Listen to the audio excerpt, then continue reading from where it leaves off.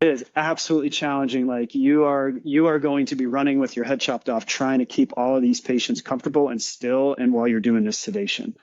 Very rarely, if you haven't, when I say, so when we're talking about Versed and propofol, I'm thinking of an infusion, right? But if you don't have an infusion running, typically like your Versed, it's probably 1 milligram to 2 milligrams every half hour to an hour, is typically pretty good. Now, if you have guys that are chewing through it, okay, well, it's going to be every 15 minutes, or it's going to be or you're going to have to increase your dose every 30 minutes.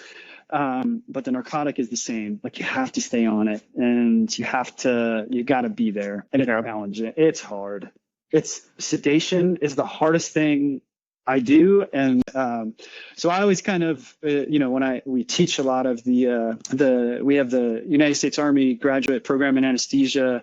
It's a phase 2 site at WOMAC, and we do a lot of teaching with the folks that are in the graduate program, and they're all like, hey, let's do sedation, and I'm like, okay, let's see how this goes. Like, and they're like, what? Right? They're like, oh, this will be easy. And you're like, oh God, here we go. Right. And then it's usually a rodeo. Like you're just like, oh, and you get done with the case and you're like, oh my God, this is a back lipoma. And you're on the struggle bus the whole time. And you're like, and then they look at you and they're like, I am never doing that again. I'm like, I know you're never going to do that again, but I had to show you that you never want to do that again. Right. Dumb question, but I think it helps with just context. When you're in the OR, are you using invasive monitoring, or you're like the kind of automatic, like BP cuff, etc.?